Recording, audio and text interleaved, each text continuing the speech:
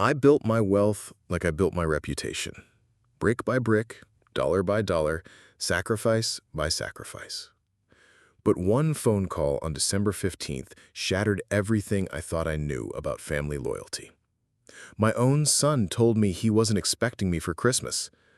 The reason behind his words would expose a betrayal so deep it would cost everyone involved more than they ever imagined.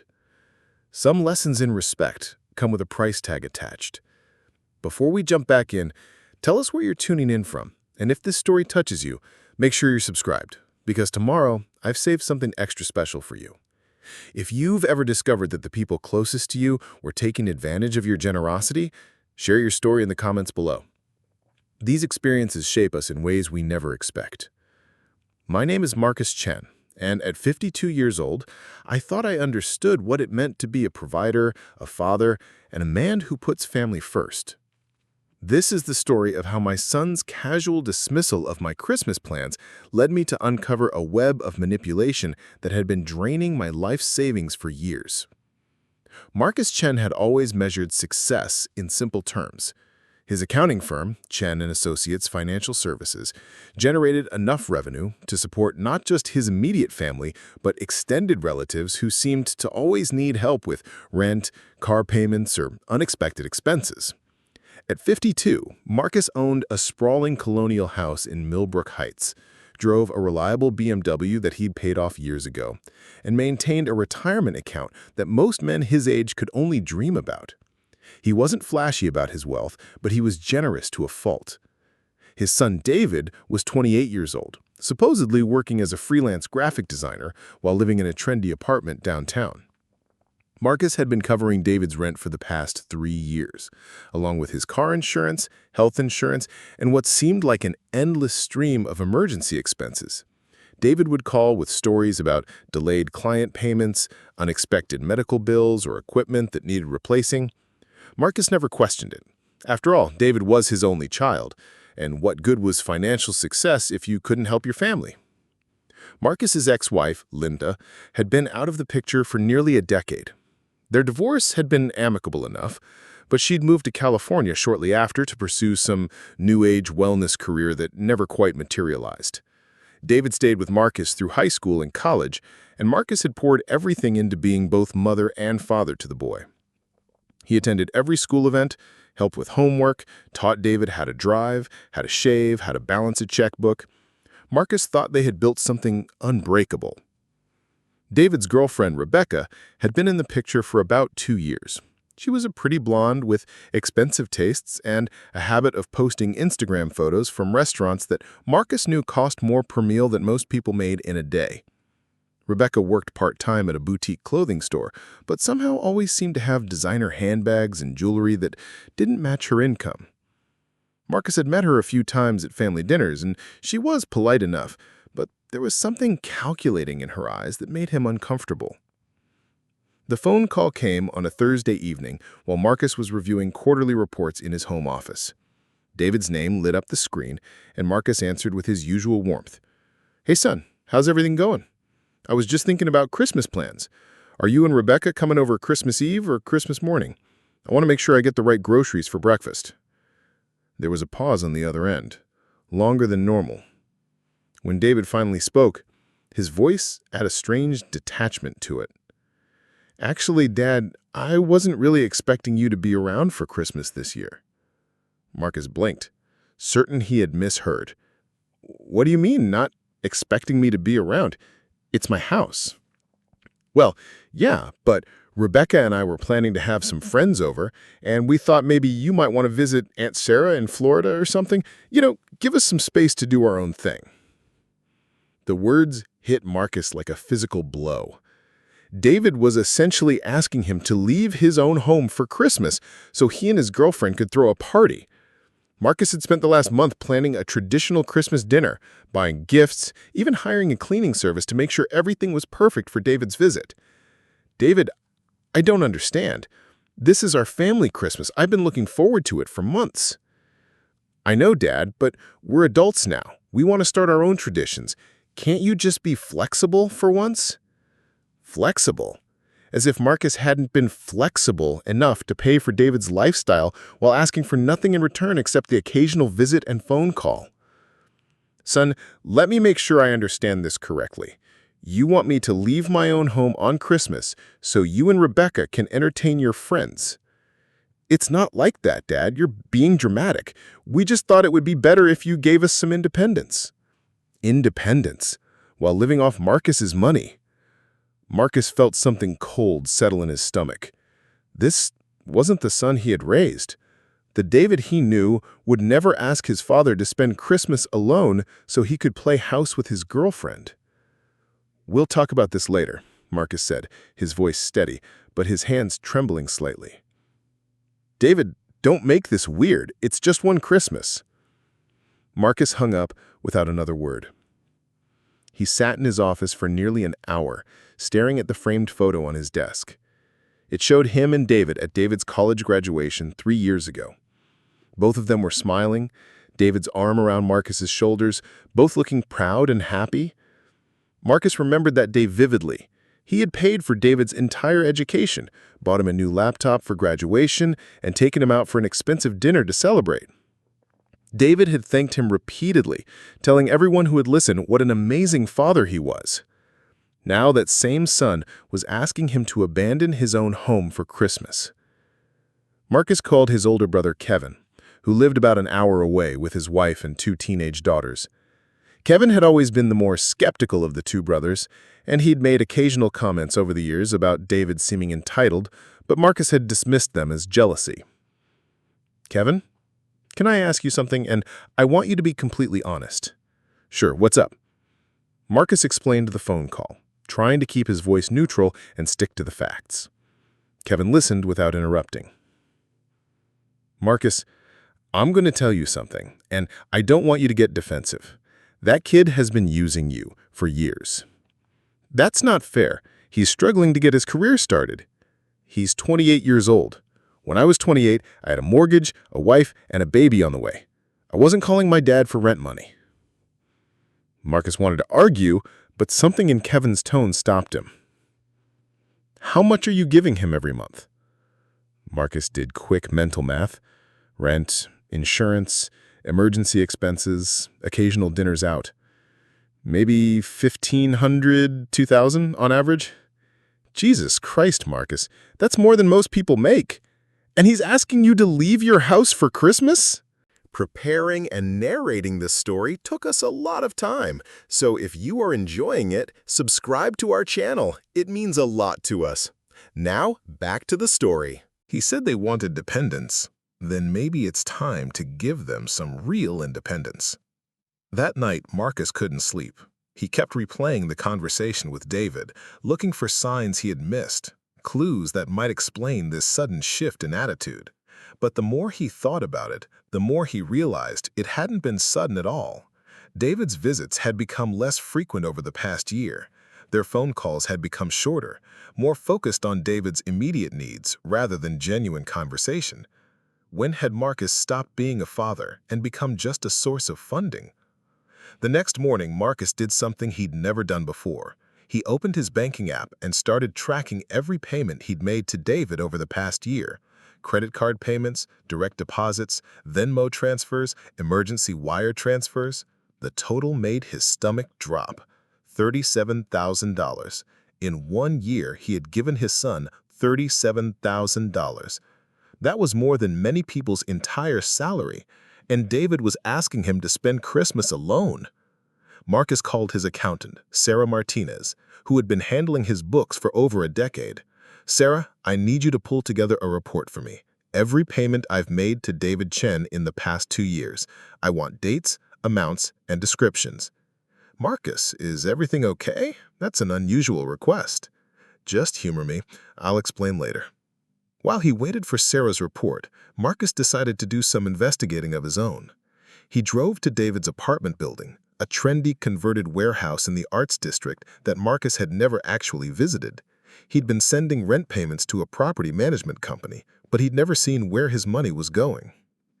The building was impressive. Floor-to-ceiling windows, exposed brick, a doorman in the lobby. Marcus asked to speak with the leasing office about rental rates for similar units. The woman behind the desk was friendly and helpful. A one-bedroom unit like David's was renting for $3,200 per month. Marcus had been sending $2,800 monthly, assuming that was the full rent. Where was the extra $400 coming from? But that wasn't the most shocking discovery. When Marcus mentioned he was considering a unit for his son, the leasing agent smiled. "Oh, are you David Chen's father? He mentioned he might have family looking at the building. He and his girlfriend Rebecca have one of our premium units. Lovely couple. They upgraded to the two-bedroom corner unit with the city view last month." Marcus felt the floor drop out from under him. Premium unit, two-bedroom, upgrade. "I'm sorry, what was the rent on their current unit?" "The corner two-bedroom, that's $4,800 monthly. But they qualified for our professional discount since Rebecca works in marketing for one of our corporate partners." Marcus walked back to his car in a daze. David wasn't just lying about the rent amount. He was living in a unit that cost nearly $5,000 per month while telling Marcus he could barely afford $2,800. And somehow Rebecca had gone from working part-time at a boutique to marketing for a corporate partner. The pieces were starting to form a picture that Marcus didn't want to see. Sarah's report arrived by email that afternoon. Marcus printed it out and spread the pages across his dining room table like evidence in a criminal investigation. 2 years of payments totaled $68,000. $68,000 to a son who couldn't be bothered to spend Christmas with his father. But it was the pattern that made Marcus's blood run cold. The amounts had been increasing steadily. What started as occasional $500 emergencies had grown to regular $3,000 monthly transfers. And the requests always came with stories: client payments delayed, emergency car repairs, medical expenses, computer equipment stolen. Each story was plausible on its own, but taken together, they painted a picture of either the most unlucky person alive or a very skilled manipulator. Marcus called his brother Kevin again. "I need you to be brutally honest with me. Have you ever seen David actually working, like sitting at a computer, taking client calls, anything that looks like graphic design work?" Kevin was quiet for a moment. "Marcus, the last 3 times I've seen David, he's been at some trendy restaurant posting photos on Instagram. Middle of the day, middle of the week. Rebecca's always with him, both of them dressed like they're going to a photo shoot." "What kind of restaurants?" "The kind where appetizers cost $30. The kind where you need reservations weeks in advance." Marcus felt sick.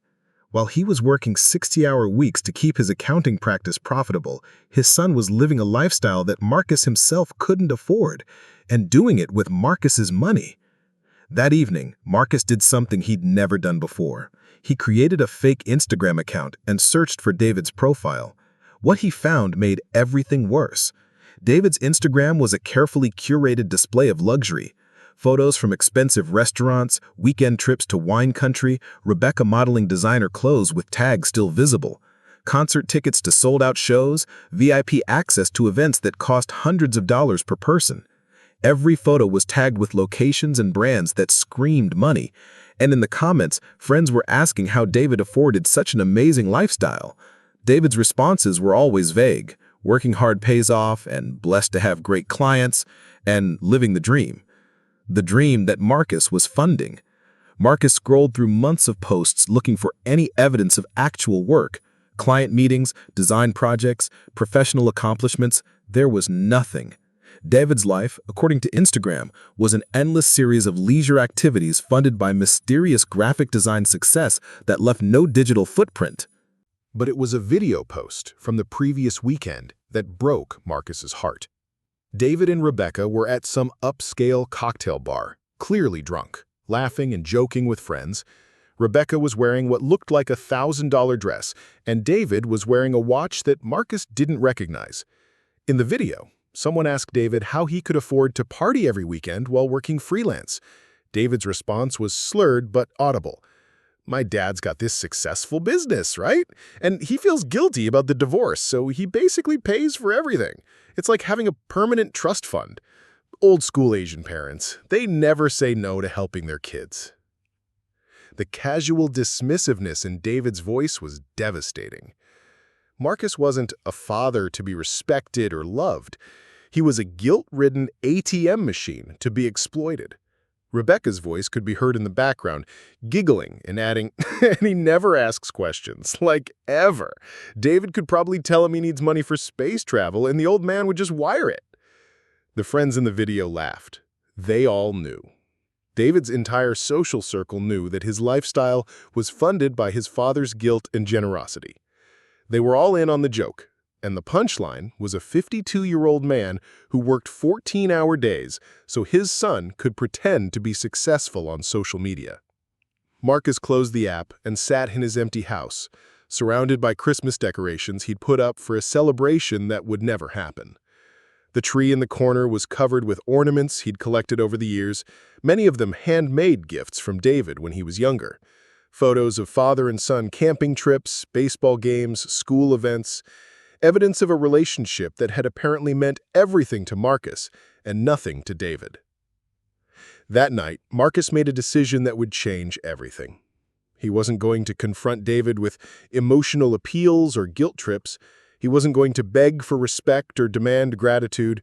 Instead, he was going to do what he should have done years ago. He was going to teach his son what independence actually looked like. The next morning, Marcus called his mortgage company and spoke with a customer service representative about payment options and temporary deferrals. He explained that he was considering some major life changes and wanted to understand his flexibility with the mortgage on his house. The representative was helpful and explained that while missing payments would affect his credit score, a single missed payment wouldn't trigger immediate foreclosure proceedings. For someone with Marcus's payment history and credit rating, the bank would likely work with him on a modified payment schedule if needed. Marcus wasn't actually planning to default on his mortgage, but he wanted David to understand that the money flowing into his account every month came from somewhere. It came from a father who worked hard, paid his bills on time, and had built a life of financial stability through discipline and sacrifice. If David wanted to treat that money as an entitlement rather than a gift, then maybe it was time for the gift to stop. Marcus spent the weekend creating a comprehensive financial plan. He calculated exactly how much money he would save by cutting off David's support. The numbers were staggering. Without the monthly transfers to David, Marcus could increase his retirement contributions by 40%. He could take the European vacation he'd been postponing for years. He could renovate his kitchen, upgrade his car, or simply work fewer hours and enjoy his life more. For the first time in years, Marcus started thinking about what he wanted instead of what David needed. He also began researching David's claims about his graphic design business. A few phone calls to industry contacts revealed that David had never registered a business license, never filed quarterly tax reports, and had no professional portfolio or website. The supposed client delays and payment issues were fabrications. There was no graphic design business. There never had been. David was unemployed and had been unemployed for years, while living entirely off his father's money. Marcus felt a strange combination of fury and relief. Fury that he'd been lied to so consistently and completely, relief that he finally understood the truth and could stop wondering why nothing ever seemed to add up. On Sunday evening, Marcus wrote a letter. Not an email or text, but an actual letter on his business letterhead. He wanted David to understand that this wasn't an emotional outburst or a temporary punishment. This was a business decision made by a man who had finally recognized a bad investment. The letter was simple and direct. David, after careful consideration of our recent conversation and a review of my financial records, I have decided to discontinue all monetary support effective January 1st.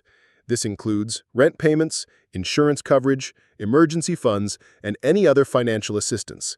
You expressed a desire for independence, and I believe the best way to support that goal is to give you complete financial independence. I will be redirecting these funds toward my retirement planning and personal goals.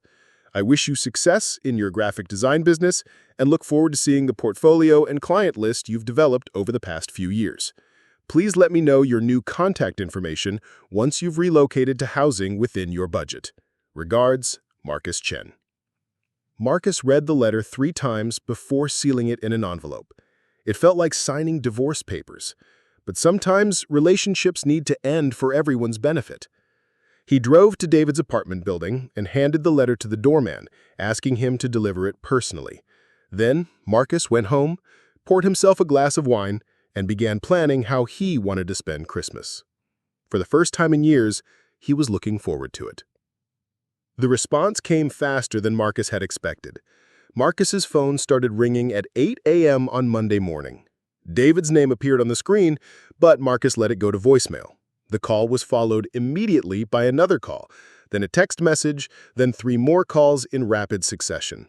Marcus was in a client meeting when the messages started arriving.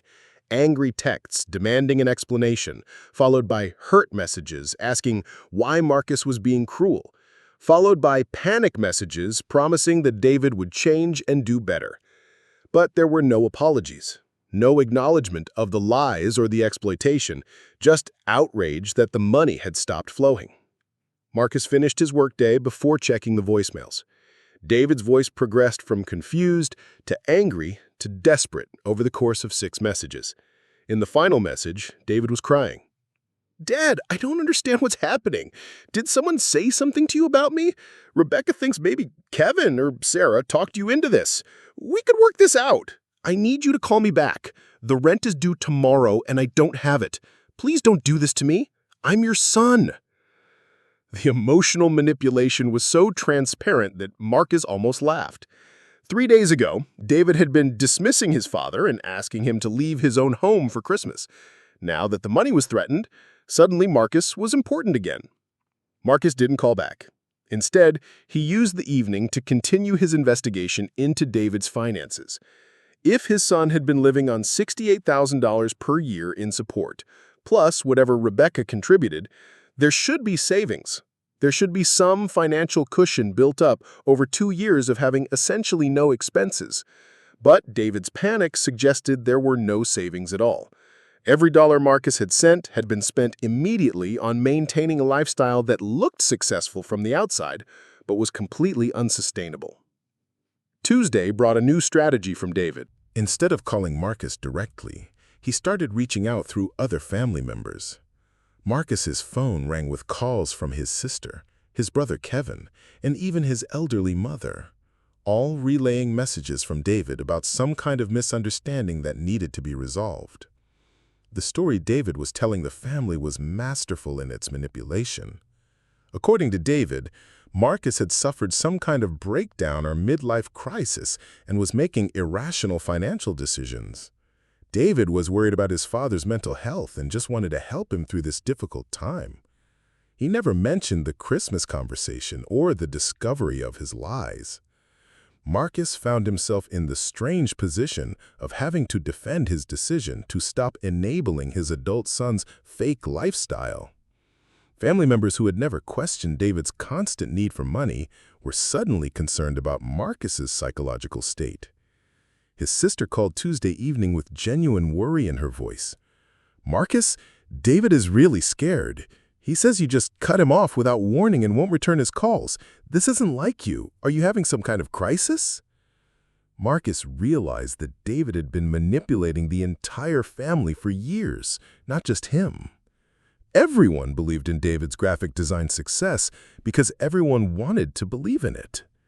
It was easier to assume Marcus was being generous than to ask hard questions about why a successful 28-year-old needed constant financial support. "I'm fine," Marcus told his sister. "I've decided to stop supporting David financially. He's an adult, and it's time for him to be independent." "But he says he'll be homeless. He says you're not even talking to him." Marcus felt a familiar tug of guilt, the same emotion David had been exploiting for years. But this time, he recognized it for what it was. If David is facing homelessness, it's because he chose to live beyond his means while lying about his income. "I've been supporting him for years based on stories about a business that doesn't exist. I'm not having a crisis. I'm finally seeing clearly." The conversation with his sister was difficult, but it helped Marcus understand how deep David's deception had gone. This wasn't just about money. It was about a carefully constructed false identity that David had built with Marcus's financial support and the family's willingness to avoid asking uncomfortable questions. Wednesday brought escalation. Rebecca started calling, her voice sweet and concerned, asking if she could meet with Marcus to discuss some kind of compromise. She suggested that maybe David had miscommunicated about Christmas, and surely they could work out a payment plan that would help David transition to financial independence gradually. The fact that Rebecca was now involved confirmed Marcus's suspicions about her role in David's financial exploitation. She had been enjoying the lifestyle funded by Marcus's money, and she wasn't ready to give it up. Marcus declined the meeting. He also changed his home security code and had his locks rekeyed. He didn't think David would try to break in, but he wanted to make sure his boundaries were clear and enforceable. That evening, Marcus received a letter slipped under his front door. It was from David, handwritten on expensive stationery that Marcus probably paid for. The letter was a masterpiece of emotional manipulation. David wrote about feeling abandoned and confused, about not understanding what he had done wrong, about being grateful for everything Marcus had provided over the years. He promised to be more communicative and appreciative in the future. He talked about wanting to rebuild their relationship and make Marcus proud. But nowhere in the letter did David acknowledge the lies about his business, the inflated rent payments, or the dismissive attitude about Christmas. The letter was focused entirely on getting the money flowing again while avoiding responsibility for the behavior that had caused the cutoff. Marcus read the letter twice, then filed it away. It would be useful documentation if the situation escalated further. Thursday brought a new tactic. David showed up at Marcus's office. Marcus was reviewing tax documents when his receptionist buzzed him. "Mr. Chen, your son is here. He says it's urgent." Marcus felt his stomach tighten. He had hoped to handle this situation entirely through written communication and controlled phone calls. A face-to-face confrontation was exactly what he had been trying to avoid. "Send him in." David walked into the office looking haggard. His usually perfect hair was disheveled, and he was wearing clothes that Marcus recognized as expensive but wrinkled, as if he had slept in them. His eyes were red-rimmed, and he looked like he hadn't shaved in days. "Dad, thank God. I've been trying to reach you for days. What's going on? Why won't you talk to me?" Marcus gestured to the chair across from his desk, maintaining professional distance. "I think my letter was clear. I'm discontinuing financial support. You asked for independence, and I'm giving it to you." "But that's not what I meant about Christmas. I was just trying to be considerate of your time. I thought maybe you wanted a break from hosting." The lie was so smooth and immediate that Marcus almost admired the skill behind it. David had completely rewritten the conversation in his mind, turning his dismissal of his father into thoughtful consideration. "David, I've been reviewing my financial records. Over the past 2 years, I've given you $68,000. I've also discovered that your rent is actually $4,800 per month, not $2,800. And I've learned that you don't have a graphic design business and never have." David's face went through a series of expressions: surprise, panic, calculation, and finally a kind of desperate charm. "Dad, I can explain all of that. The rent thing, that's just because Rebecca and I split everything 50-50, so I only pay half. And the business stuff, it's complicated. A lot of my work is contract-based and irregular. I didn't want to worry you with the details." "Show me your graphic design portfolio." "What?" "Your graphic design portfolio. Client testimonials, work samples, business license, tax returns showing freelance income. Show me any evidence that you've worked a single day in the past 2 years. David's mouth opened and closed without sound. Finally, he said, "I don't have any of that stuff with me. Because it doesn't exist." The silence stretched between them like a canyon. Marcus had spent years trying to bridge that canyon with money and generosity and unconditional support. But he couldn't build a relationship with someone who was fundamentally dishonest about who they were. "Dad, I know this looks bad, but I can change. I can get a real job. I can pay you back." "With what skills? You've spent your entire adult life pretending to work while I paid your bills. What exactly are you qualified to do?" The question hung in the air like an indictment. David had no answer because there was no answer. He had spent years building a fake life instead of building actual skills or experience or relationships based on mutual respect. "I need more time," David said finally. "I can't just figure out my entire life in 1 week. You've had years to figure out your life. I gave you every opportunity and resource. You chose to spend that time lying to me and taking advantage of my trust." David's face began to crumble, and Marcus felt the familiar tug of parental protection. This was his son, his only child, the boy he had raised and loved and sacrificed for. Seeing David in pain activated every paternal instinct Marcus had. But then he remembered the Instagram video, the casual dismissal, the laughter at his expense, the complete lack of respect or gratitude or even basic honesty. "I'm sorry, David. The decision is final." David tried several more approaches: anger, tears, promises, threats, bargaining. He accused Marcus of being cruel and heartless.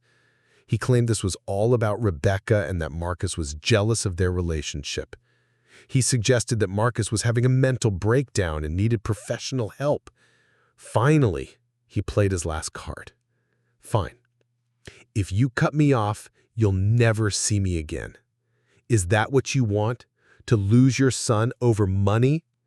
Marcus looked at his son, this man he had raised and provided for and loved unconditionally for 28 years. The son who had asked him to leave his own home for Christmas. The son who had been stealing from him for years while laughing about it with friends. "David, I lost my son a long time ago. I just didn't realize it until now." The words hung in the air like a death sentence. David's face went white, and for a moment Marcus thought he might finally see some genuine emotion, some real remorse or self-awareness. Instead, David's expression hardened into something Marcus had never seen before. Cold, calculating, mean. "You'll regret this," David said as he stood up to leave. "I'm not going to forget how you abandoned me when I needed help. Don't expect me to be there when you're old and need someone to take care of you." The threat was so perfectly calibrated to hit Marcus's deepest fear that it took his breath away. The fear of growing old alone, of being abandoned by his only child, of dying with no one to mourn him or remember him. But as the door closed behind David, Marcus realized something unexpected. He wasn't afraid anymore. For years, he had been trying to buy David's love and loyalty with money. He had been so terrified of losing his son that he had never noticed he had already lost him. The person who had just walked out of his office wasn't his son. It was a stranger who happened to share his DNA and had been exploiting that connection for years. His real son, the boy who had built blanket forts and asked for bedtime stories and cried when his goldfish died, had disappeared years ago. Marcus had been grieving that loss without realizing it, trying to resurrect a relationship that had already died. Now, finally, he could stop trying to save someone who didn't want to be saved. He could stop funding a lifestyle for someone who had no respect for the sacrifices required to make that lifestyle possible.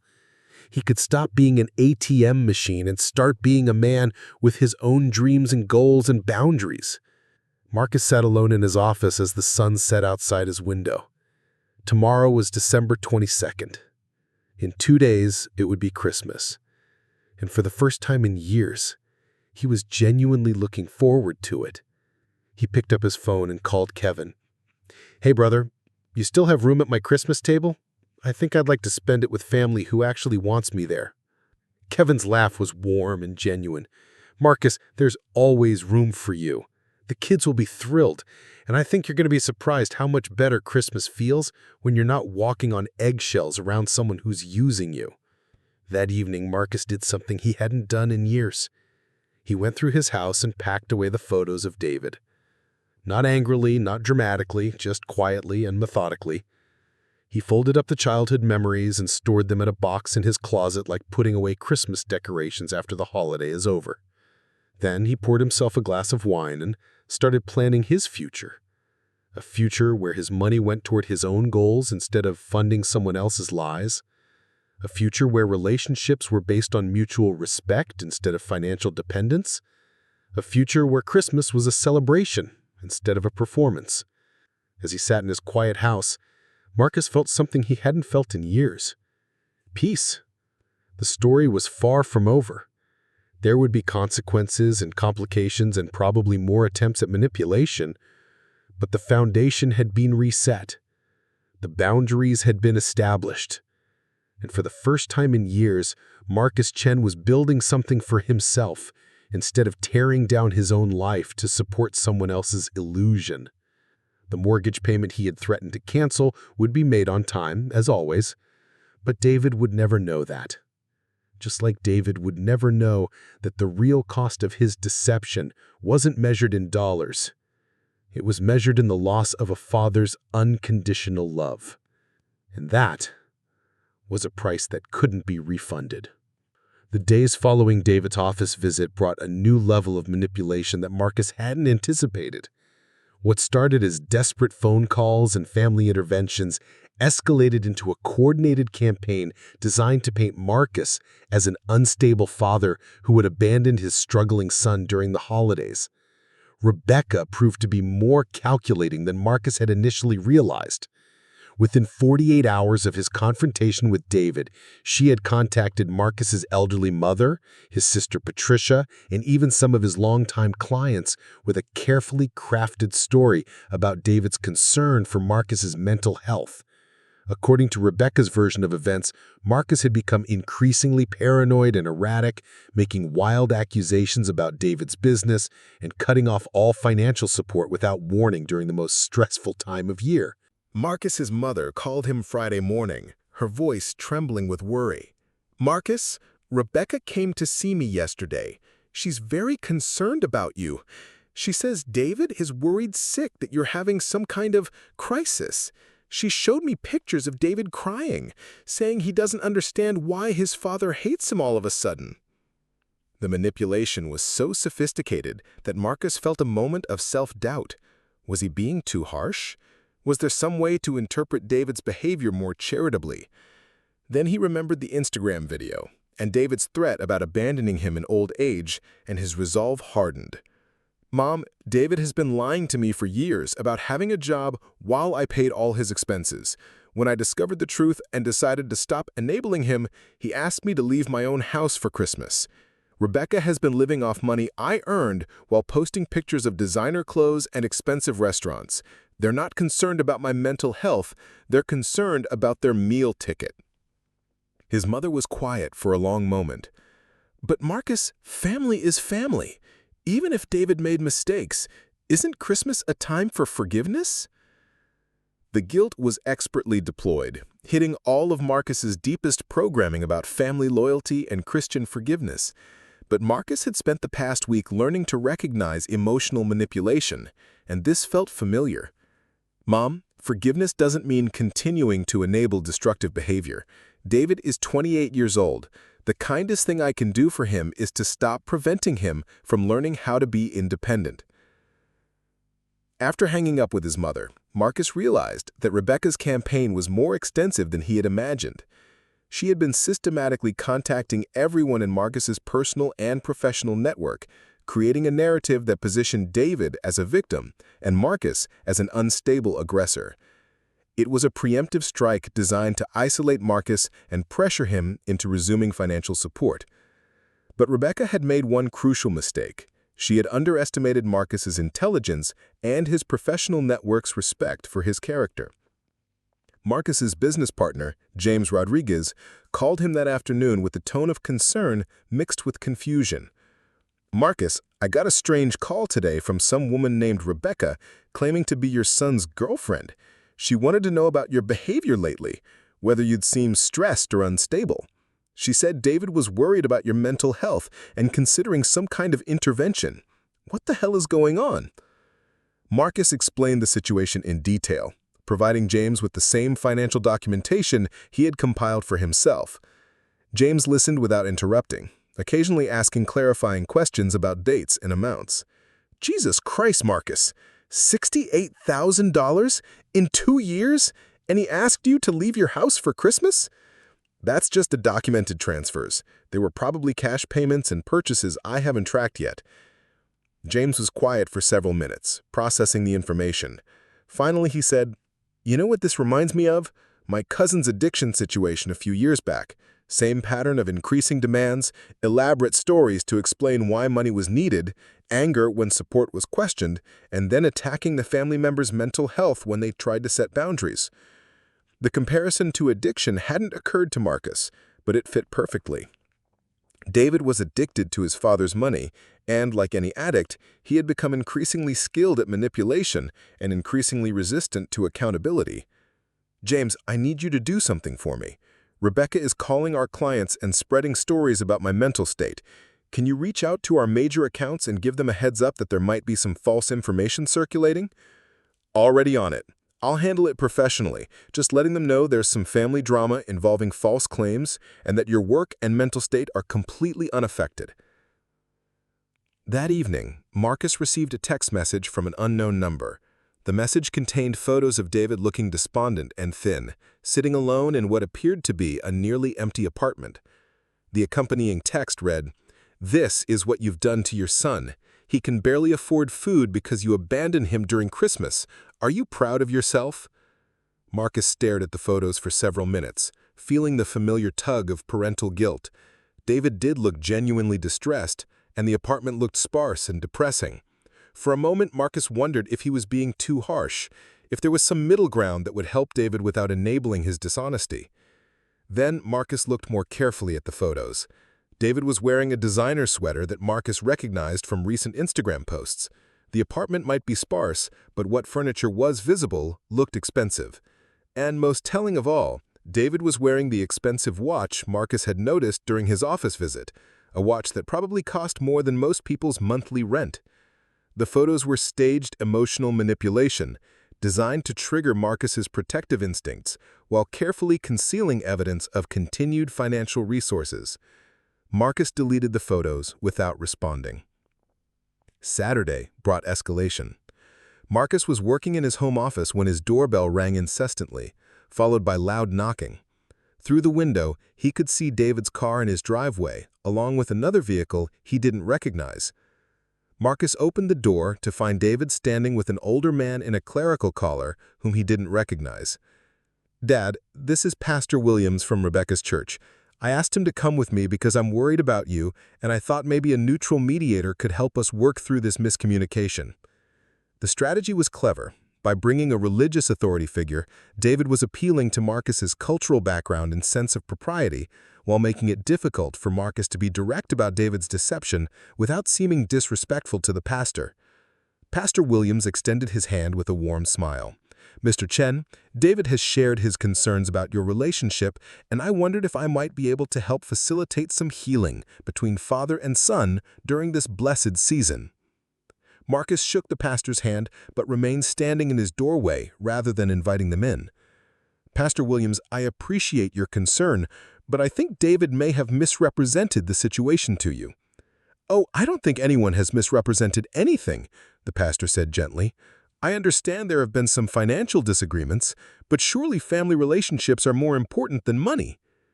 The comment revealed that David had indeed misrepresented the situation, framing it as a dispute over money rather than a response to systematic deception.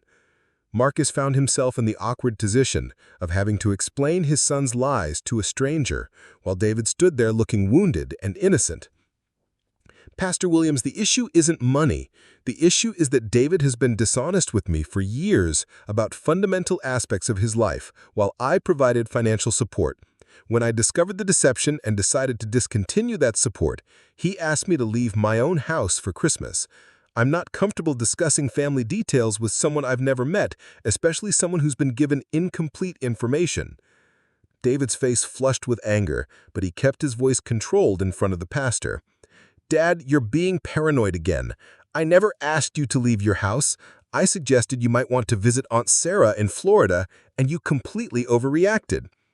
The rewriting of history was so smooth and immediate that Marcus almost admired its audacity. David had taken his dismissive demand that Marcus leave his own house and transformed it into a thoughtful suggestion about visiting relatives. Pastor Williams looked between father and son with growing confusion. "Perhaps we could all sit down and discuss this calmly. I'm sure there's been some miscommunication that can be resolved with good faith on both sides." Marcus made a decision that surprised even himself. Instead of continuing to protect David's reputation, he was going to tell the truth. "Pastor Williams, before we sit down, I think you should know the facts. Over the past 2 years, I've given David $68,000 based on his claims about running a graphic design business. I recently discovered that this business doesn't exist, never existed, and that David has been unemployed while lying to me about client payments and work expenses. When I decided to stop providing financial support, David's response was to ask me to leave my own home so he and his girlfriend could use it for Christmas entertaining. David is not a victim of my mental instability. He is an adult who has been living off deception and is now angry that the deception has been discovered." The silence that followed was deafening. Pastor Williams looked at David with new eyes, clearly processing the implications of what Marcus had said.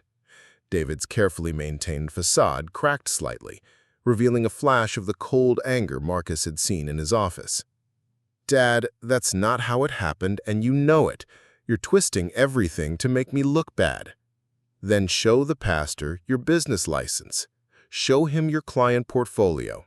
Show him tax returns documenting your graphic design income." David's mouth opened and closed without sound. Pastor Williams looked increasingly uncomfortable as he realized he had been drawn into a family conflict under false pretenses. "Perhaps," the pastor said carefully, "this is a matter that should be resolved privately between family members. David, I think you may have simplified some aspects of the situation when you asked for my help." After Pastor Williams left, David's mask slipped completely. Gone was the wounded son seeking reconciliation. In its place was a cold, calculating stranger who looked at Marcus with undisguised contempt. "You just humiliated me in front of a pastor. You made me look like a liar and a freeloader." "You are a liar and a freeloader." The words hung in the air like a slap. David's face went white, then red, then settled into an expression Marcus had never seen before: pure hatred. "I gave you everything," David said, his voice low and venomous. "My whole childhood, my teenage years, my 20s. I was the perfect son. I did everything you wanted. I went to the college you chose. I studied what you wanted me to study. I lived the life you designed for me. And now, when I need help transitioning to independence, you abandon me. You're pathetic. A pathetic old man who worked so much he never built any real relationships, so he had to buy his son's love. And now you're angry because you finally figured out that love can't be bought?" The attack was devastating because it contained enough truth to be painful. Marcus had worked long hours when David was growing up. He had tried to provide financially instead of emotionally in many situations. He had been guilty of trying to solve problems with money instead of time and attention. But David's version of events was still fundamentally distorted. Marcus hadn't bought David's love. He had provided for David's needs and wants out of genuine parental affection, only to discover that David had been exploiting that affection for years. "David, I worked long hours to build a successful business so I could provide for you. I paid for your education, your living expenses, your emergencies, your lifestyle, because I wanted you to have every possible advantage. You repaid that sacrifice by lying to me for years, and then dismissing me when I was no longer useful to you. I never lied to you. I just didn't burden you with details about my career transitions and personal struggles." Even now, caught in undeniable deception, David couldn't acknowledge the truth.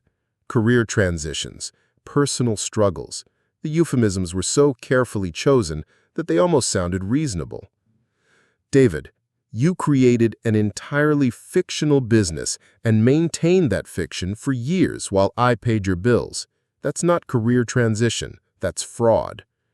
It's not fraud when it's family, it's called support. The circular logic was maddening, but it revealed everything Marcus needed to know about David's mindset. In David's world, family members existed to provide unconditional support regardless of behavior, honesty, or reciprocity. Parents worked and sacrificed and gave, and children received and spent and demanded more, and questioning that arrangement was a betrayal of family bonds. David, I want you to leave now. Don't come back to this house without an invitation. Fine, but don't expect me to come running back when you realize you've made a mistake. I'm done trying to maintain a relationship with someone who chooses money over family. After David left, Marcus sat alone in his living room, shaking slightly from the adrenaline of confrontation. The house felt different somehow, as if a toxic presence had been removed and the air was finally clear. He called Kevin and recounted the day's events. Marcus, I need to tell you something I probably should have said years ago. David has always been manipulative. Even as a kid, he had this way of twisting situations to make himself the victim and other people the villains. I remember when he was maybe 12, he convinced Mom that you were being unfair about his allowance by telling her you said he wasn't worth investing in. You never said anything like that, but he made it sound so believable that Mom called you to complain about your parenting. The memory was hazy, but Marcus did remember a confusing conversation with his mother about allowances and self-worth. At the time, he had assumed there had been some miscommunication between him and David. Now he realized it had been an early example of David's talent for manipulation. David, how long have you known? Suspected years. Known for sure since he graduated college and you were still paying for his apartment while he claimed to be job hunting. Most people find work within a few months of graduation, especially with a degree from an expensive school and family connections. But David's job search somehow lasted 3 years and involved a lot of expensive restaurants and vacation photos. Marcus felt a wave of embarrassment. His own brother had seen through David's deception years before Marcus himself had recognized it. Why didn't you say anything? Because you wouldn't have believed me. You would have thought I was jealous or judgmental or interfering. David made sure to position himself as the unmisunderstood victim when anyone questioned his lifestyle. And honestly, it wasn't my money he was spending. The truth of that statement stung. Marcus had been so invested in believing in David's success that he had ignored obvious red flags and dismissed concerns from people who cared about him. Sunday morning brought a new phase in the conflict. Marcus woke up to discover that his home security cameras had captured David and Rebecca attempting to enter his house at 2 a.m. The footage showed them trying his front door, then walking around the house checking windows and the back door. They had left when they couldn't find an easy entry point, but their intent was clear. Marcus called the police and filed a report, providing the security footage as evidence. The officer who responded was professional, but seemed skeptical about the seriousness of the situation. Mr. Chen, I understand this is a family dispute, but technically no crime was committed. They didn't break anything or actually enter your property illegally? Officer, my adult son attempted to enter my home without permission at 2 a.m. after I specifically told him not to return without an invitation. I've had to change my locks because I'm concerned about his intentions. This isn't a family dispute. This is harassment. The officer agreed to file the report, but warned Marcus that unless David actually broke something or threatened him directly, there wasn't much the police could do. After the officer left, Marcus realized that David's behavior was escalating in ways he hadn't anticipated. The attempted break-in suggested a level of desperation that could lead to more serious violations of boundaries. Marcus called a locksmith and had additional security measures installed: deadbolts on all external doors, security bars on first-floor windows, and an upgraded alarm system that would alert both him and a monitoring service to any attempted entry. The precautions felt extreme, but Marcus was beginning to understand that he was dealing with someone whose behavior was becoming increasingly unpredictable. Monday brought news that confirmed Marcus's worst fears about the situation. His sister Patricia called with information she had gathered from her own investigation into David's claims. "Marcus, I didn't want to get involved, but after talking to you and Kevin, I decided to do some research. I called the apartment complex where David lives and spoke to the leasing manager. David hasn't paid rent in 3 months. He's facing eviction proceedings, and the management company has been trying to contact him for weeks." The information hit Marcus like a physical blow. David wasn't facing homelessness because Marcus had cut off support. David was facing eviction because he had stopped paying rent months ago, while Marcus was still sending money. "Patricia, that means the money I was sending for rent was going somewhere else entirely."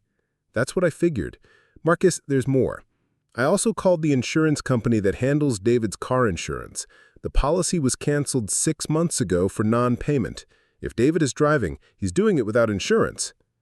Each revelation painted a clearer picture of David's financial mismanagement. For months, possibly years, David had been receiving money from Marcus for specific expenses and then using that money for other purposes while allowing essential bills to go unpaid. "Did you find out anything about Rebecca?" "I did some social media research. Rebecca's Instagram shows her at expensive restaurants and events almost every night. Designer clothes, luxury vacations, professional beauty treatments. Either she's making a lot more money than David claimed, or your money was funding a very expensive lifestyle." Marcus spent the rest of Monday trying to calculate how much money David had diverted from its intended purposes. The rent money alone represented $8,400 over 3 months. The insurance money added several thousand more. If David had been misappropriating funds for other bills and expenses, the total could be staggering. That evening, Marcus made a decision that felt both necessary and heartbreaking. He called his attorney, Susan Valente, and explained the situation. "Susan, I need to understand my legal options. My son has been receiving money from me under false pretenses for years. He's also attempted to enter my home without permission after I told him to stay away. I want to know how to protect myself legally and financially." Susan listened carefully, taking notes and asking clarifying questions about documentation and evidence. "Marcus, what you're describing could potentially constitute fraud, depending on how the misrepresentations were made and whether you can prove intent to deceive. The attempted entry to your home could be trespassing, especially if you have it documented and you've explicitly told him not to return. I'd recommend documenting everything, keeping all communications, and being prepared to pursue a restraining order if his behavior escalates." The conversation with Susan forced Marcus to confront a reality he had been avoiding.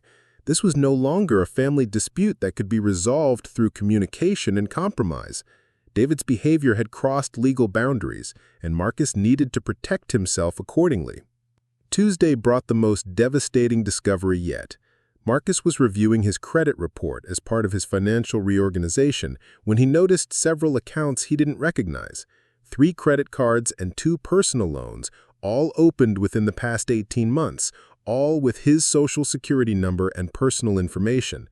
The total debt across these accounts was $47,000.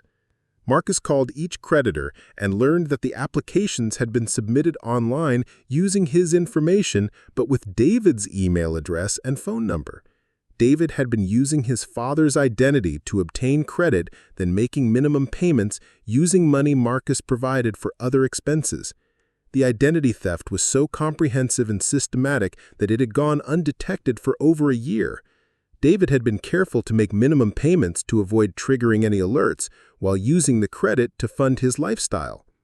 Marcus spent hours on the phone with credit agencies, banks, and fraud departments, filing reports and beginning the process of disputing the fraudulent accounts. Each conversation required him to acknowledge that his own son had stolen his identity and committed financial crimes against him. The emotional impact was crushing, but Marcus was beginning to feel something unexpected alongside the betrayal and anger: relief. For months, Marcus had been questioning his own judgment, wondering if he was being too harsh or unrealistic in his expectations of David. The discovery of systematic identity theft and fraud removed any remaining doubt about the righteousness of his position. David wasn't a struggling young adult who needed patience and support. He was a criminal who had been systematically defrauding his own father for years. The realization was liberating because it meant Marcus could stop second-guessing himself and start focusing on recovery and protection. Wednesday evening, Marcus received a call from Rebecca. Her voice was different than before, more desperate and less calculated. "Mr. Chen, I need to talk to you about David. He's not doing well. Since you cut off support, he's been drinking heavily and talking about hurting himself. I'm scared he might do something drastic." The suicide threat was the final card in the manipulation playbook, designed to trigger Marcus's protective instincts and override his rational decision-making. "Rebecca, if you're genuinely concerned about David's mental health, you should call 911 or take him to a hospital emergency room. I'm not qualified to provide mental health crisis intervention, and I'm not going to resume financial support based on threats of self-harm." "You don't understand. He's talking about jumping off a bridge. He says his life is ruined and he has nothing left to live for." Marcus felt his heart rate increase and his hands begin to shake. The threat of David's suicide was his deepest nightmare, the one scenario that could break through all his rational boundaries and force him back into enabling behavior. But something about Rebecca's delivery felt rehearsed, like she was reading from a script. "Rebecca, what's the name of the bridge?" There was a pause. "What? You said David is talking about jumping off a bridge. Which bridge? Where is he right now?" Another pause. He didn't say specifically. He just said a bridge." The vagueness confirmed Marcus's suspicion that this was manufactured drama designed to manipulate him into resuming support. "Rebecca, if David is genuinely suicidal, call 911 immediately and have him transported to a psychiatric facility for evaluation. If this is a manipulation tactic to get money, you should know that I've discovered David's identity theft and fraud, and I'm consulting with attorneys about pressing criminal charges. Either way, I'm not the appropriate person to handle this situation." Rebecca hung up without another word. Marcus sat in his kitchen, staring at his phone and wondering if he had just made a terrible mistake. What if David really was suicidal? What if Marcus's refusal to help led to a tragedy that could have been prevented? But then he remembered the staged photos, the fake pastor visit, the attempted break-in, and the systematic financial fraud. Every interaction with David over the past week had involved elaborate deception designed to manipulate Marcus's emotions and override his judgment. The suicide threat was almost certainly another manipulation, and giving into it would only reinforce David's belief that emotional blackmail was an effective tool for controlling his father. Marcus made a decision that felt risky but necessary. He was going to call David's bluff. He picked up his phone and dialed 911. 911, what's your emergency?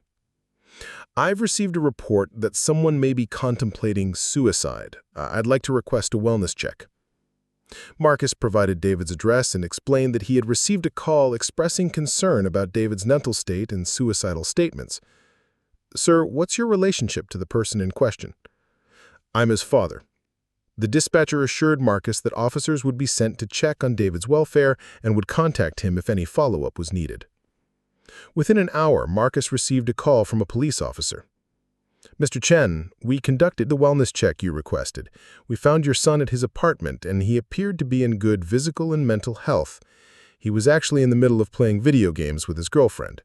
When we explained that we were responding to a suicide concern, he seemed surprised and said there must have been some misunderstanding. He denied making any suicidal statements and said he had no intention of harming himself. The officer's tone suggested he had encountered this type of situation before and recognized it as family drama rather than a genuine mental health crisis. Officer, thank you for checking. I was concerned because I received a call from his girlfriend claiming he was talking about jumping off a bridge. Sir, there were no signs of depression, intoxication, or emotional distress. Your son seemed annoyed by our visit but was cooperative and alert. The girlfriend was also present and didn't seem concerned about his mental state. After hanging up with the police, Marcus felt a combination of relief and disgust. Relief that David wasn't actually suicidal. Disgust that his son and Rebecca had been willing to fake a mental health crisis to manipulate him. The fake suicide threat represented a new low in their campaign of emotional manipulation. They had been willing to weaponize Marcus's love and concern for his son, knowing that the fear of losing David to suicide would override all his rational objections to their behavior. But the strategy had backfired. Instead of terrifying Marcus into submission, it had revealed the depths of their willingness to lie and manipulate for financial gain. Thursday morning brought an unexpected visitor. Marcus was preparing breakfast when his doorbell rang. Through the window, he could see a young woman he didn't recognize standing on his front porch. Marcus opened the door cautiously, keeping the security chain engaged. "Mr. Chen? My name is Jennifer Walsh. I think we need to talk about David and Rebecca." The woman appeared to be in her mid-20s, professionally dressed but nervous. Marcus studied her face, trying to determine if this was another aspect of David's manipulation campaign. "I'm sorry, I don't know who you are. I'm Rebecca's roommate, or I was her roommate until last week when I found out what David and Rebecca have been doing." Marcus's interest sharpened. He disengaged the security chain and opened the door. Jennifer Walsh turned out to be a crucial missing piece in understanding the full scope of David and Rebecca's deception. She had been Rebecca's roommate for 8 months, during which time she had witnessed the daily reality of David and Rebecca's lifestyle. "Mr. Chen, I need you to understand something. Rebecca doesn't work at a boutique. She's never worked at a boutique. Her job is dating David and managing his relationship with you. That's literally how she described it to me. She said David's father was wealthy and gullible, and her job was to keep David happy and help him maintain the money flow." The revelation that Rebecca saw her relationship with David as a professional arrangement rather than a romantic one added a whole new dimension to the situation. "Jennifer, why are you telling me this?" "Because Rebecca is trying to get me to lie for her. She wants me to call you and pretend to be David's therapist, to tell you that cutting off support has caused him to have a mental breakdown and that he needs continued financial help as part of his recovery plan. I told her I wouldn't do it, so she kicked me out of the apartment." The fake therapist plan was so elaborate and manipulative that Marcus felt sick. David and Rebecca had been willing to impersonate medical professionals to defraud him. "Jennifer, what else can you tell me about their situation?" Over the next hour, Jennifer provided details that filled in the gaps in Marcus's understanding. David and Rebecca had been running what amounted to a long-term con game, carefully designed to extract maximum money from Marcus while maintaining plausible deniability about their deception. Rebecca had researched Marcus's background, his divorce, his relationship with David, and his financial situation before beginning her relationship with David. She had coached David on how to present his requests for money, how to maintain the fiction of his graphic design business, and how to manipulate Marcus's emotions when he showed signs of skepticism. The expensive lifestyle Marcus had observed on Instagram wasn't the result of financial success. It was the deliberate creation of an image designed to make David appear successful while actually being entirely dependent on Marcus's support.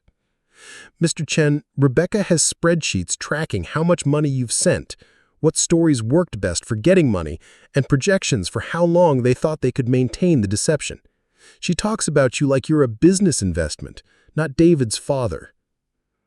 The coldness and calculation behind the deception was breathtaking. Marcus had been funding not just David's lifestyle, but a carefully orchestrated fraud operation designed to exploit his parental love for profit. "Jennifer, would you be willing to provide this information to attorneys or law enforcement if necessary?" "Yes, sir. I think what they did to you is terrible, and I want to help stop them from doing it to other people." As Jennifer prepared to leave, she shared one final piece of information that crystallized everything for Marcus.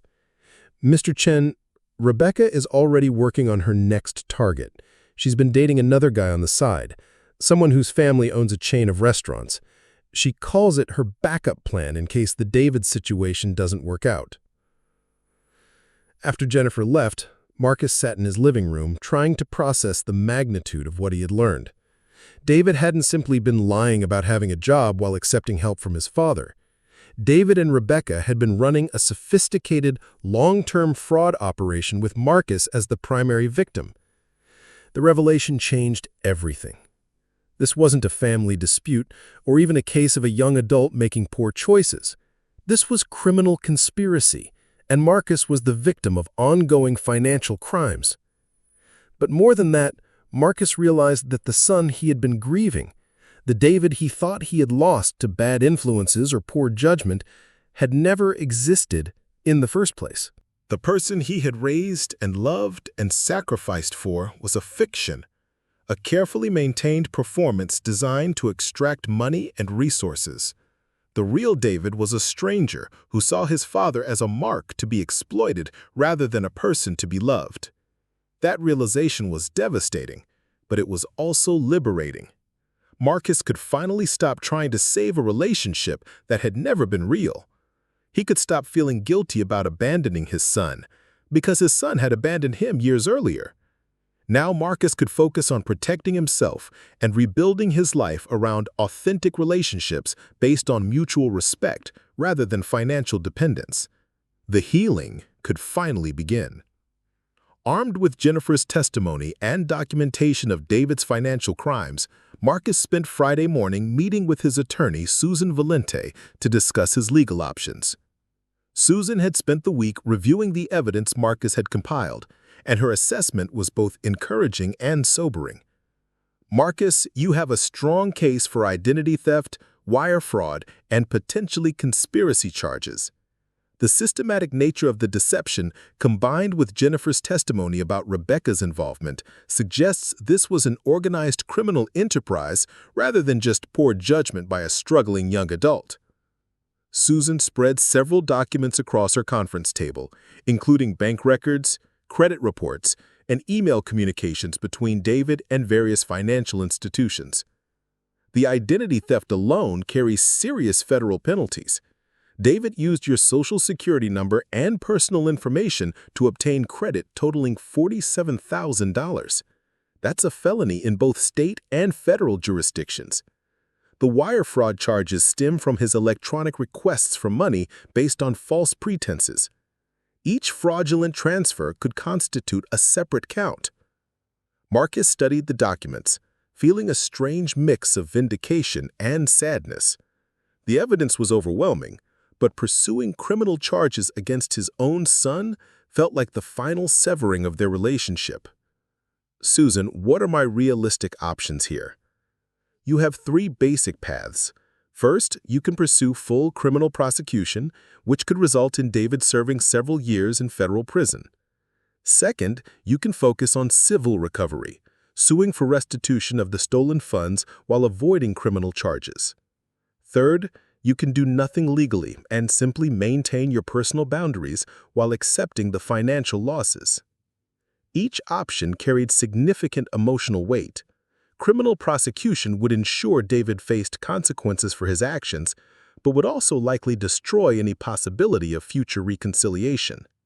Civil action would focus on recovering stolen money, but might not deter David from targeting other victims. Doing nothing would preserve family relationships, but would essentially reward criminal behavior. Susan, if I pursue criminal charges, what happens to Rebecca? Based on Jennifer's testimony and the evidence of systematic planning, Rebecca could face conspiracy charges as a co-conspirator. The fake therapist scheme alone constitutes fraud, and her role in coaching David's deception could make her equally liable for the entire operation. Marcus spent the weekend considering his options, while David and Rebecca apparently spent it planning their next move. Saturday evening brought a new attempt at manipulation that revealed just how desperate they had become. Marcus was reading in his living room when his doorbell rang. Through the security camera, he could see two police officers standing on his front porch. His first thought was that something had happened to David, and despite everything, he felt a spike of concern. Marcus opened the door to find Officers Martinez and Johnson from the local police department, both looking professional but slightly uncomfortable. "Mr. Chen, we received a call about a welfare check on you. The caller expressed concern about your mental state and suggested you might be a danger to yourself or others." The manipulation was breathtaking in its audacity. After faking David's suicide threat, David and Rebecca had now reversed the situation, calling in a fake mental health crisis about Marcus. "Officers, I can assure you I'm in perfect mental health. This is part of an ongoing dispute with my son who has been attempting to manipulate me into resuming financial support through various false claims and manufactured crises." Officer Martinez nodded knowingly. "Sir, we actually spoke to your son yesterday about a similar situation. We're seeing a pattern here that suggests someone is misusing emergency services for personal disputes." The fact that the same officers had responded to Marcus's wellness check on David the previous day made the current situation even more transparent. Both officers seemed to recognize that they were being used as pawns in a family conflict. "Mr. Chen, we need to ask you some standard questions, but based on our conversation, I don't expect this to take long." The officers conducted a brief mental health assessment, asking about Marcus's mood, any thoughts of self-harm, his living situation, and his recent behavior. Marcus answered all questions openly and provided context about the ongoing financial fraud investigation. "Officers, I've been working with my attorney to address identity theft and fraud committed by my son over the past 2 years. I have documentation of systematic deception designed to obtain money under false pretenses. This welfare check is likely an attempt to discredit me in advance of potential legal proceedings." Officer Johnson made notes in his report. "Mr. Chen, do you have contact information for your attorney? We'd like to note the ongoing legal matter in our report to help establish context for any future calls." After the officers left, Marcus called Susan Valente to inform her of the fake mental health report. Susan was not surprised by the escalation, but was concerned about the implications. "Marcus, this suggests they're preparing to challenge your competency if you proceed with criminal charges.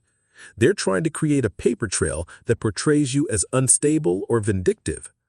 We need to document every interaction carefully and be prepared to demonstrate your mental stability through professional evaluation if necessary." The fake wellness check actually was helpful in one respect. It provided clear evidence of David and Rebecca's willingness to abuse public resources and emergency services for personal gain. The police report would become part of the larger pattern of harassment and manipulation. Sunday morning brought an unexpected phone call from Marcus's elderly mother. But this time, her tone was different. Instead of worried concern, she sounded angry and determined. "Marcus, I owe you an apology. After we talked last week, I decided to do some investigating of my own. I called David and asked him to show me examples of his graphic design work. I told him I wanted to brag about his success to my friends at the senior center." Marcus felt a mix of curiosity and dread about what his mother had discovered. He kept making excuses about why he couldn't show me his portfolio right away. Client confidentiality, work in progress, computer problems. So I kept pressing, and finally he got angry at me and told me I was being nosy and demanding. "Marcus, that boy has never spoken to me that way in his entire life." The change in his mother's tone was dramatic. The worried grandmother had been replaced by a woman who felt deceived and disrespected. "Then I started thinking about all the times he's asked me for money over the years. Emergency car repairs, medical bills, helping friends in need. I went through my checkbook, Marcus. In the past 3 years, I've given that boy over $12,000. The revelation that David had been systematically defrauding his grandmother as well as his father added another dimension to his criminal behavior. Marcus felt sick thinking about his 78-year-old mother being manipulated by her own grandson. "Mom, I'm so sorry. I had no idea he was taking money from you, too. Marcus, I want you to know that I believe you completely now, and I support whatever legal action you decide to take. What David has done is not just wrong, it's evil. He's been stealing from the people who love him most while lying to our faces about it." The conversation with his mother was both heartbreaking and validating. Heartbreaking because it revealed the full scope of David's betrayal of family trust. Validating because it confirmed that Marcus's response was appropriate and necessary.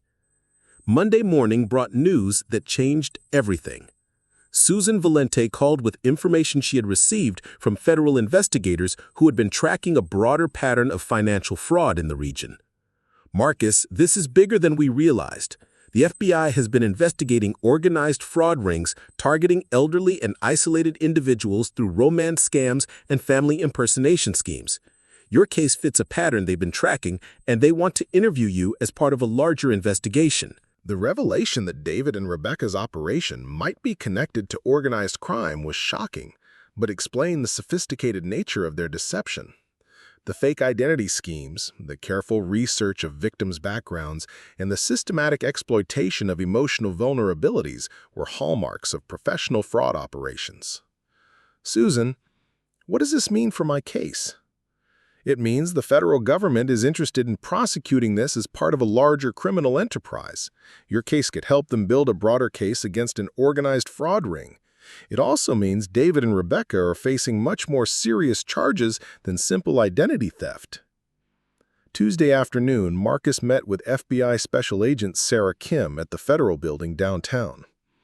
Agent Kim was a specialist in financial crimes who had been investigating similar cases across multiple states. "Mr. Chen, your case shows all the indicators of an organized fraud operation. The systematic nature of the identity theft, the sophisticated emotional manipulation tactics, and the involvement of multiple co-conspirators suggest this isn't just a family dispute."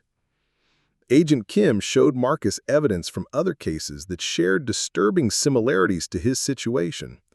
Young adults targeting family members or romantic partners for systematic financial exploitation, often with coaching from experienced fraudsters who taught them manipulation techniques. "We believe Rebecca Walsh may be connected to a larger network that recruits and trains people in these techniques. She's used multiple identities in different cities, always targeting men with assets and emotional vulnerabilities." The revelation that Rebecca was potentially a professional con artist rather than simply David's girlfriend added another layer to the deception.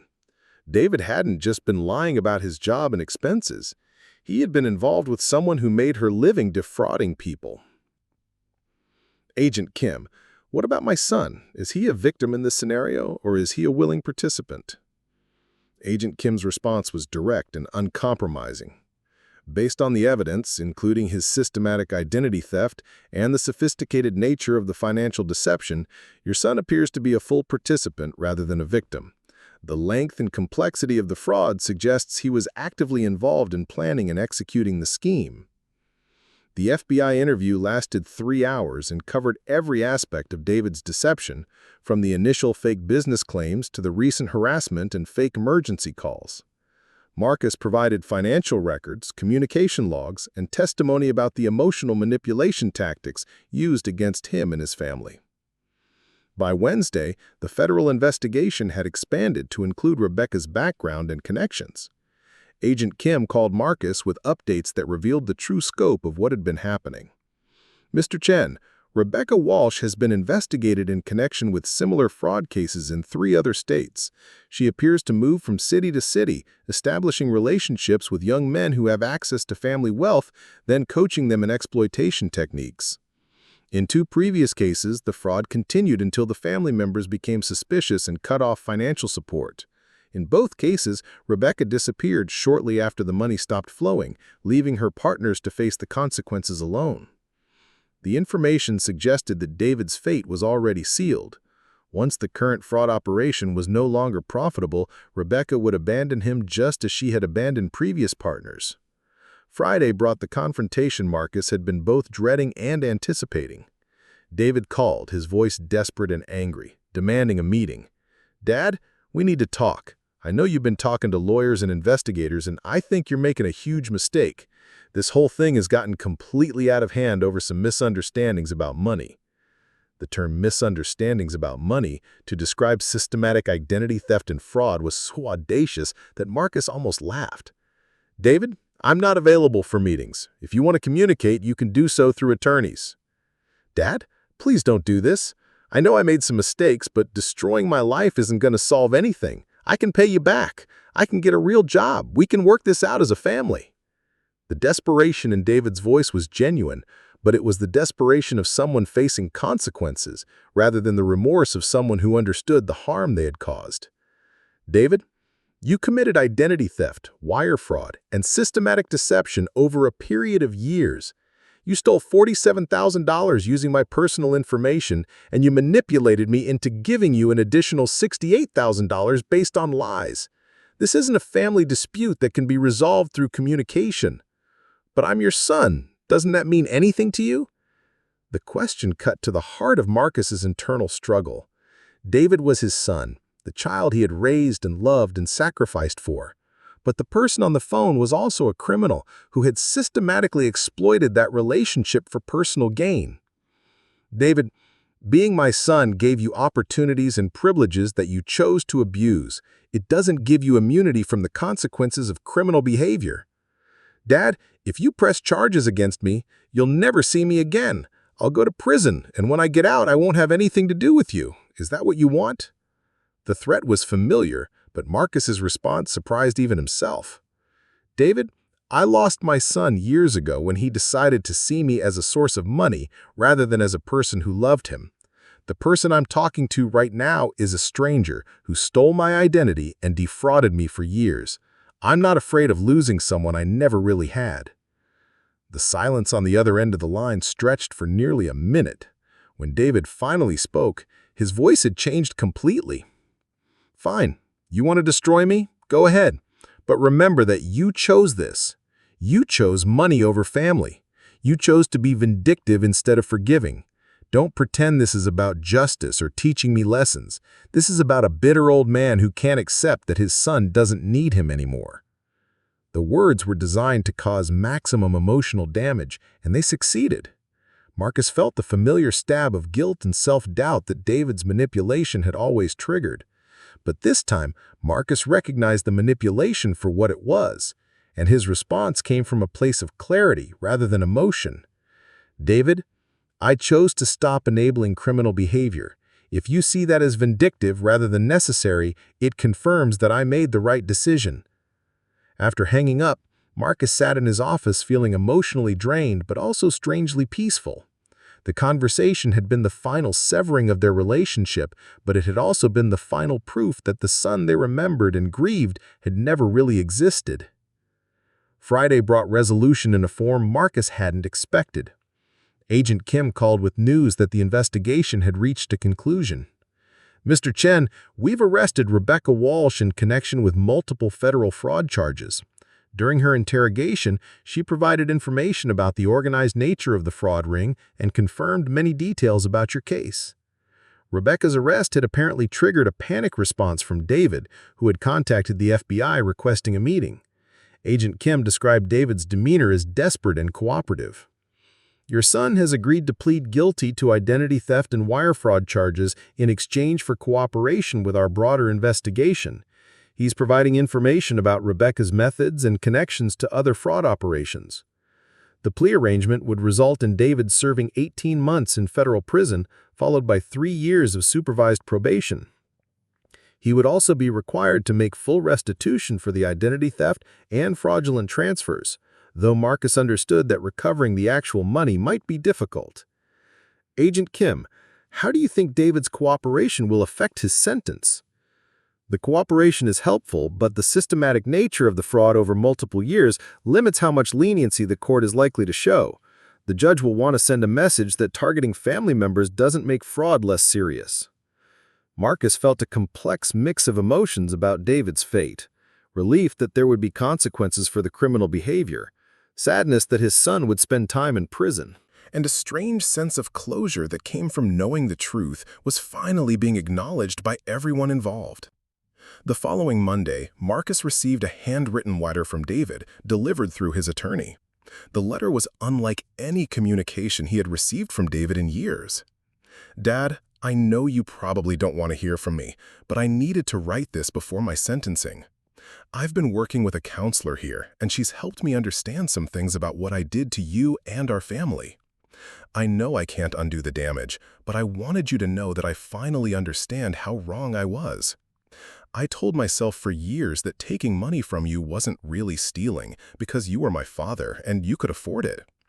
I convinced myself that lying about my job wasn't really fraud because I intended to pay you back someday.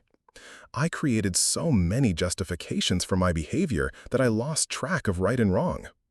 Rebecca taught me techniques for manipulating people's emotions, and I got so good at using them that I started to believe my own lies. But none of that excuses what I did. I stole from you, I lied to you, and I treated you with disrespect and cruelty when you were nothing but generous and loving to me. I destroyed our relationship for money, and I can never take that back. I don't expect you to forgive me, and I don't expect you to want a relationship with me after this. But I wanted you to know that I finally understand what I lost, and I'm sorry for all of it. I hope someday you can remember the good times we had before I ruined everything. I love you, Dad, even though I have no right to say that after what I did. David. The letter was the first genuine communication Marcus had received from David in years, and it left him with mixed feelings. There was relief in seeing David finally acknowledge the truth about his behavior. There was sadness in the recognition that this acknowledgement had come too late to save their relationship. And there was a kind of peace in knowing that David might eventually learn to be a better person, even if that learning came through painful consequences. Marcus folded the letter and placed it in his desk drawer. He didn't respond immediately, but he also didn't throw it away. Over the following weeks, Marcus began the process of rebuilding his life around authentic relationships and genuine priorities. The financial losses from David's fraud were significant, but not devastating to someone with Marcus's resources and earning capacity. The emotional recovery was more complex, but also more rewarding. Marcus found himself reconnecting with friends and family members he had neglected during the years when David's constant crises had dominated his attention. His relationship with his brother Kevin deepened as they worked together to support their mother through her own recovery from David's deception. Marcus also began dating for the first time since his divorce, discovering that he was capable of forming relationships based on mutual respect and genuine affection, rather than need and obligation. The mortgage payment Marcus had threatened to cancel was never actually missed. The threat had been symbolic, a way of communicating to David that the money flowing into his account came from somewhere and had to be earned through honest work and maintained through fiscal responsibility. But the gesture had served its purpose by forcing Marcus to confront the reality of his situation and make necessary changes. 6 months after David's sentencing, Marcus received another letter, this one from federal prison. David wrote about his experiences in prison, the counseling he was receiving, and his plans for rebuilding his life after his release. The letter was honest about the challenges he faced and realistic about the long road ahead. Dad, I know I have no right to ask this, but I hope that someday, when I've proven I can live honestly and make better choices, you might be willing to talk to me again. I don't expect forgiveness, and I don't expect money or support.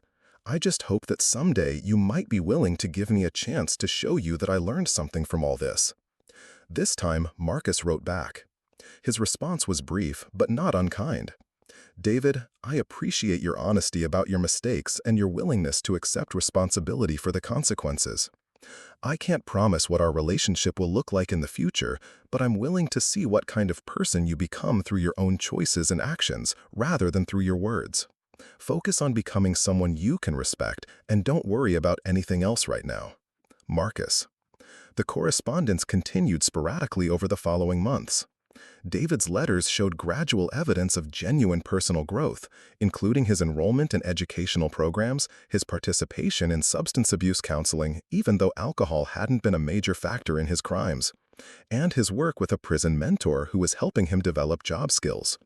When David was released after serving his full 18-month sentence, Marcus attended his parole hearing but didn't speak to David directly. He wanted to observe David's demeanor and attitudes without the complication of personal interaction. David appeared genuinely humbled by his experience and spoke thoughtfully about his plans for rebuilding his life. He had arranged to live in a halfway house while working at a restaurant to begin paying restitution. He acknowledged that rebuilding trust would take years and that he had no expectations of immediate forgiveness or reconciliation. After the hearing, Marcus approached David briefly. I'm glad to see you're taking this seriously. Keep working on becoming someone worth knowing. David nodded without attempting to hug his father or make grand emotional appeals. Thank you for coming, Dad. I know you didn't have to." The interaction was brief and somewhat formal, but it felt authentic in a way that their relationship hadn't felt in years. Over the following year, Marcus received occasional updates about David's progress through the parole system. David maintained steady employment, made regular restitution payments, and completed all required counseling programs. He didn't attempt to contact Marcus directly, respecting the boundaries that had been established. 2 years after David's release, Marcus made a decision that surprised even himself.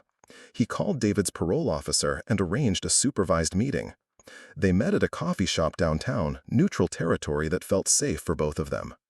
David looked different, leaner and more serious, with the soft edges of privilege worn away by hard experience. "Dad, I wasn't sure you'd ever want to see me again." "I wasn't sure either. I'm here because your parole officer says you've been meeting all your obligations and making genuine progress. I wanted to see for myself who you've become." The conversation was awkward and careful, two men trying to navigate a relationship that had been completely destroyed and was now being rebuilt from scratch. They didn't talk about money or the past beyond acknowledging that mistakes had been made and consequences had been faced. Instead, they talked about David's job, his plans for the future, and his efforts to develop genuine skills and relationships. Marcus was cautiously impressed by the changes he observed. David seemed more grounded, more honest about his limitations, and more realistic about the work required to rebuild his life. "David, I want you to know that I don't hate you, and I never stopped loving the person I raised. But that relationship was destroyed by your choices, and any new relationship between us will have to be built on who we are now rather than who we used to be." David nodded thoughtfully. "I understand that, Dad. I know I lost the right to be your son when I betrayed your trust. If we can ever be friends, or even just people who care about each other, that would be more than I deserve." The meeting lasted 2 hours and ended with a handshake rather than a hug. It was a small step, but it felt like a genuine beginning rather than an attempt to return to something that no longer existed. Marcus drove home feeling cautiously optimistic about David's future, though he maintained realistic expectations. Trust, once broken so completely, could never be fully restored. But perhaps, over time, they could build something new and honest that honored the lessons they had both learned from the destruction of what came before. The mortgage payment that had started this entire confrontation was now automated, deducted electronically from Marcus's checking account each month without his conscious attention. But the symbolic power of that threatened cancellation had changed both their lives in ways that neither of them could have anticipated. Marcus had learned that love without boundaries becomes enabling, that generosity without accountability becomes exploitation, and that family relationships require mutual respect to survive. David had learned that actions have consequences, that trust must be earned through behavior rather than inherited through blood, and that authentic relationships are more valuable than financial support. The Christmas that had triggered the initial confrontation had passed peacefully. Marcus spent it with Kevin's family, enjoying the simple pleasure of being wanted for his company rather than his wallet. David spent it in federal prison, participating in a volunteer program that served meals to homeless individuals, beginning to understand what genuine service looked like. Neither of them would ever forget the lessons learned during those painful months of discovery, confrontation, and consequence. But both of them were building new lives on the foundation of those hard-won truths. And that was perhaps the best outcome that could have emerged from such a devastating betrayal. The story ended not with dramatic reconciliation or complete estrangement, but with the quiet recognition that authentic communication, mutual respect, and the willingness to face difficult truths even when they challenge our deepest assumptions about the people we love. Up next, you've got 2 more standout stories right on your screen. If this one hit the mark, you won't want to pass these up. Just click and check them out.